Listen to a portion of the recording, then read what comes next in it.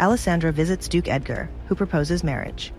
He displays a possessive protectiveness when he notices her injured hand, hinting at his power to silence any who cross them. Their contract includes sharing a bed and a forever marriage, with Edgar assuring her his name will protect their children. Alessandra signs, hoping for security. Will she accept his invitation to stay, and will his dark methods of protection ultimately safeguard or endanger her? Forever? Alessandra muttered in disbelief. Forever was a long time.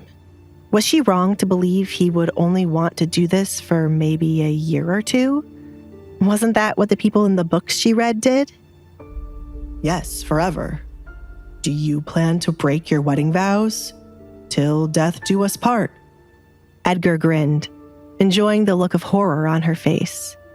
He only planned to get married once, which was why it had to be with someone he could tolerate. At some point, you will need an heir, she said. Did he expect that to happen with her? Of course. My wife shall be the mother of my child, but no need to worry. I am not in the mood to have a child running around my home anytime soon. Honestly, Edgar had a dislike for children.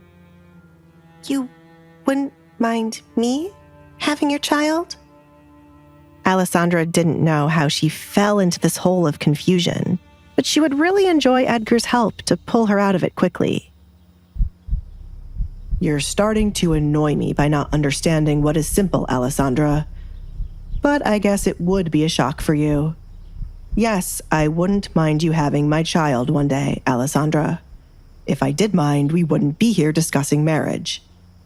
If this is too much for you, we can still ignore all of this. I'm worried what a child of mine would have to go through in this world. Others might attach the rumors about me to the child. Alessandra pictured it in her mind. She wouldn't want anyone to experience being outcasted. Alessandra, you are not aware of the weight my last name carries. Once you become my wife, those rumors would fade away, and no one shall dare talk about you or a child in the future. Edgar had his ways of making people shut up. If you rip out their tongue, you would find it hard to understand a word they say. Eventually, they would shut up. Alessandra did not need to ask Edgar how he could guarantee that would happen. There was obviously some truth to how dangerous he was. She had a feeling he was being considerably nice to her right now with the way he spoke. We can carry on with the contract, Duke Edgar. She started to sign her name. Giving him an heir would not be a problem if she could shield the child. Edgar, he reminded her once again. Sorry, Edgar. I predict it shall take you a while to start calling me by only my first name. I will come to visit your father tomorrow to ask for your hand in marriage. It is to make sure you do not have any more accidents where you hurt your hand. Edgar slid the paper from her side while she hid her hands. Would you like to live with me until it is time for the wedding? It is not uncommon, though some people might think you're pregnant. Absolutely not, Alessandra exclaimed, as she did not want another rumor. The list of rumors about me is good enough. I do not need to add on pregnancy so early.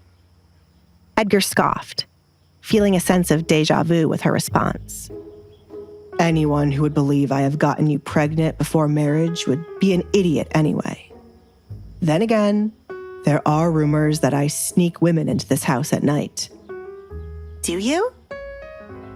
Alessandra didn't find that hard to believe, but she wanted the answer from his mouth since she rarely believed rumors unless the person confirmed it. Edgar pretended to be offended, to mess with Alessandra. His eyes went wide. He gasped and placed his hand on his chest. I would never. Alessandra felt bad for even questioning it. I'm sorry. But there was some truth to the rumor. I didn't sneak the women in here. They jumped over the gates and my guards caught them. One person who heard about it passed it on to another until the story changed completely. Rumors are such messy things when they are about me. There are some moments when they help me catch criminals. Right. He has been assigned to investigate cases under the king's orders, Alessandra said to herself. I shall hide the contract somewhere safe for no one to find. Now that the contract is over, have you eaten? Alfred can bring you breakfast, or have mine. I am not ready to eat with the work I have to do. I would have been done already if not for your father and his lie. The Baron's party cut into his work time. The information he got from the Baron was not useful in any shape or form. It was something Edgar already knew about the missing girls. I'm sorry. My father used your name to gain a few more guests, and Kate fancies you, which was why my father felt pressured to have you there. Alessandra apologized, even though she had nothing to do with it.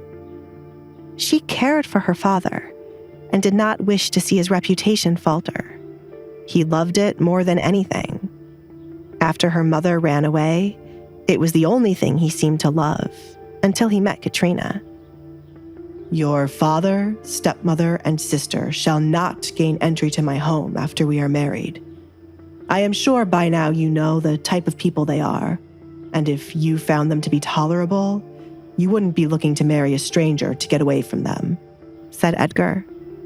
I don't mind. Alessandra didn't want to see her family too much starting now. I must leave now, Duke Edgar. I told my father I wanted a view of the town for me to paint, and if I do not return on time, he will be angry. I look forward to being married to you.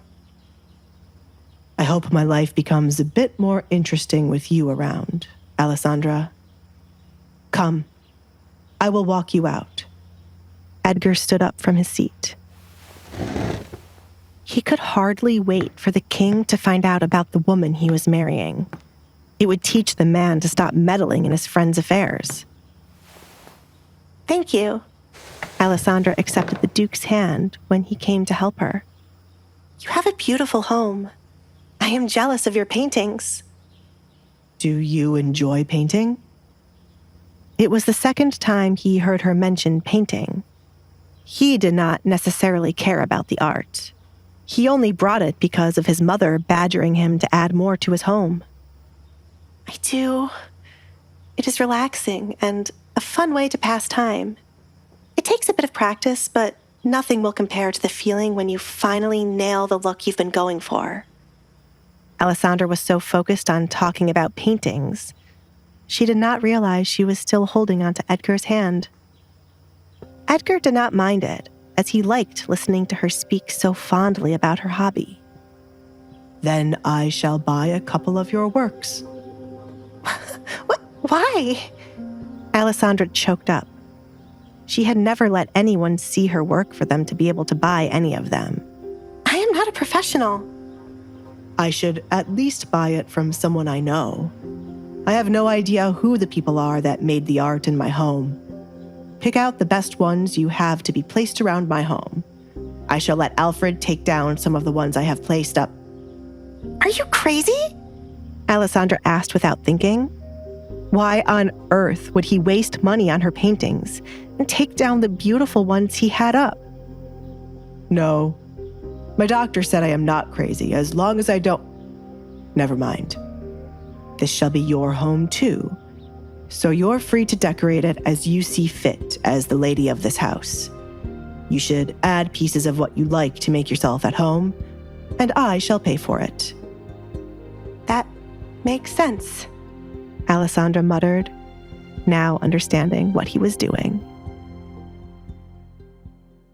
But Alessandra's question hung in the air, unanswered. Would Edgar truly replace his valuable art with her amateur pieces? And what did this unusual offer reveal about the enigmatic Duke? As the wedding day loomed closer, one thing was clear. Alessandra's life with Edgar was shaping up to be far more unpredictable than she could have ever imagined. Hey, I'm Alessandra. If you're wondering what happens next, download the Pocket FM app now and listen to the exciting episodes of The Duke's Masked Bride.